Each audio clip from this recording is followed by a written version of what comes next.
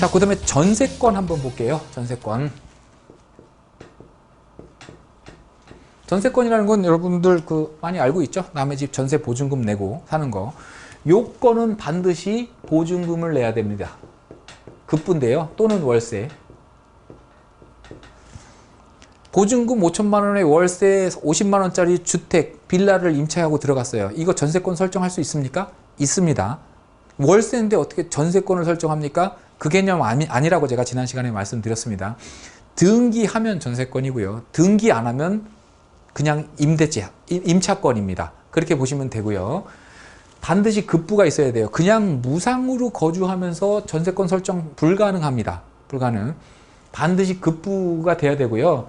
무상으로 사는 거를 우리가 뭐라고 얘기해요? 임대차 아니고 사용대차라고 얘기를 합니다. 사용대차. 그거는 보증금 없이 월세 없이 친구가 어려우니까 야, 우리 방 한 칸 비는데 그냥 우리 집 와서 살아. 이래가지고 와서 사는 경우, 이런 경우는 사용대차라고 얘기를 합니다. 어쨌든 이 전세권, 지금 공부하시는 이 전세권이라는 거는 등기된 전세권을 얘기를 하는 거고요. 전세권 등기를 하게 되면 그 순간 전세권의 효력이 발생을 하고요. 그 다음부터 남의 집을 내 집처럼 쓰는 겁니다. 그러면 전세권의 목적은 뭐예요? 돈입니까? 아닙니까? 돈이 아니죠. 우선은. 그죠? 돈이 아닙니다.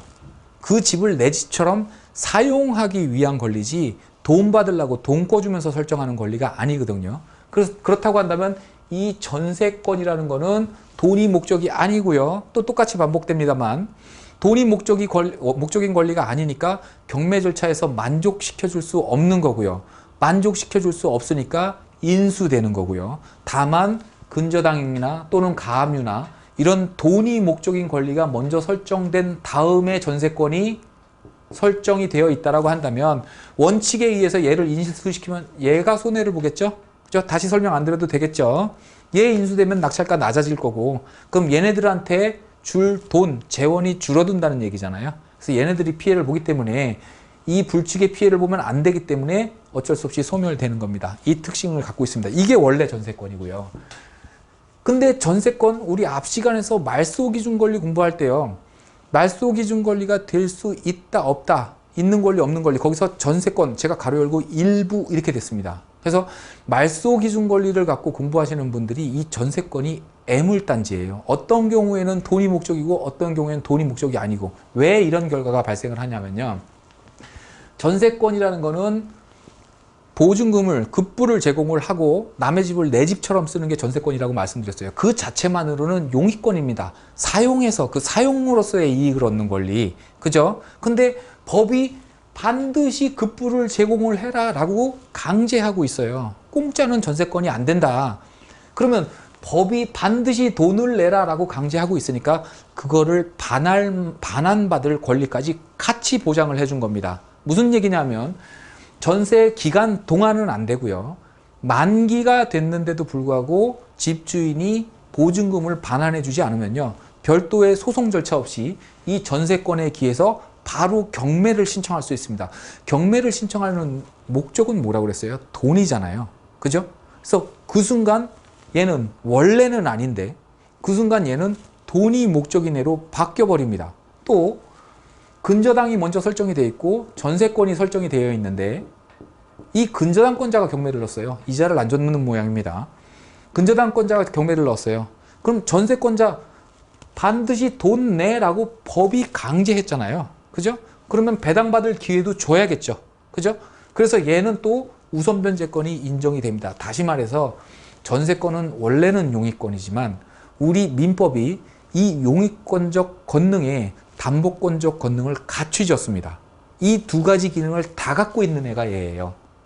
근데 우리 경매 권리분석상에서 인수와 소멸을 판단하는 가장 첫 번째 구분이 뭐라고 그랬어요? 그 기준이 그 목적이 돈이냐 아니냐라고 그랬잖아요. 근데 얘는 그 두 영역을 왔다 갔다 하는 겁니다.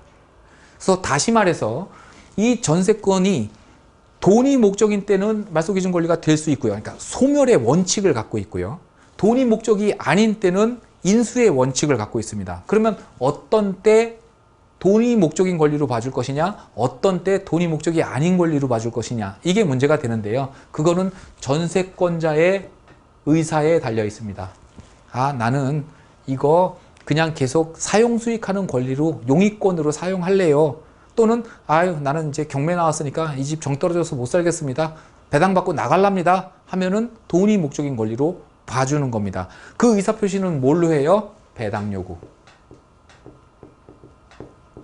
경매 절차에서 전세권자가 배당 요구를 하게 되면은요, 두 가지 권능 중에서 돈 달라고 했으니까 돈이 목적인 권리로 쓰겠다는 의사표시 맞잖아요. 그죠?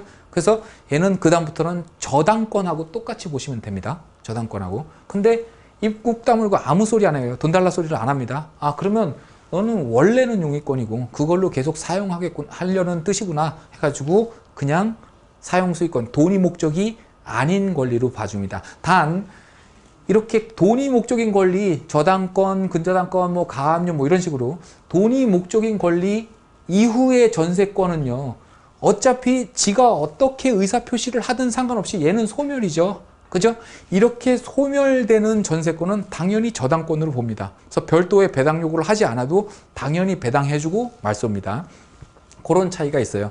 결국에는 전세권자가 어떻게 의사표시를 하는지 그거를 면밀히 살펴볼 실익이 있는 경우는 어떤 경우냐면 전세권자가 가장 선순위로 나와 있을 때, 전세권 있고 그 다음에 저당권 있고 그 다음에 가압류 있고 이렇게 권리 설정이 돼 있다고 봤을 때는, 그죠? 얘가 돈이 목적이네라면 소멸될 거고요. 돈이 목적이 아니라면 인수되겠죠. 그죠? 이렇게 되는 거기 때문에 요때는 전세권이 가장 선순위로 올라왔을 때는 이 전세권자가 배당 요구를 했는지 안 했는지 살펴볼 필요가 있습니다. 근데 배당 요구 안 했네요. 근데 봤더니 이 전세권자가 배당 요구는 별도로 하지 않았지만 전세권자가 경매를 신청한 거예요. 어떤 경우입니까? 만기가 됐는데도 전세 보증금을 돌려주지 않으니까. 근데 경매 신청을 했다는 얘기는 뭐예요? 결국엔 돈 달라는 얘기잖아요. 그죠? 그래서 그때는 배당 요구 한 것으로 봅니다. 그래서 많은 책들이 이 전세권자가 배당을 받는 경우를 배당 요구를 한 경우와 경매 신청 채권자인 경우 이렇게 두 개로 나누어서 설명하는 책들이 많은데요. 뭐 틀린 말은 아닙니다만 의미는 배당 요구의 의미가 있는 거고요. 경매 신청을 했다라는 거는 배당 요구를 한 걸로 보는 그런 부수적인 의미가 있는 겁니다. 그렇게 보시면 됩니다. 전세권이 선순위로 빠져 있을 때, 후순위 있을 때는 뭐 무조건 소멸이니까 신경 안 쓰셔도 됩니다.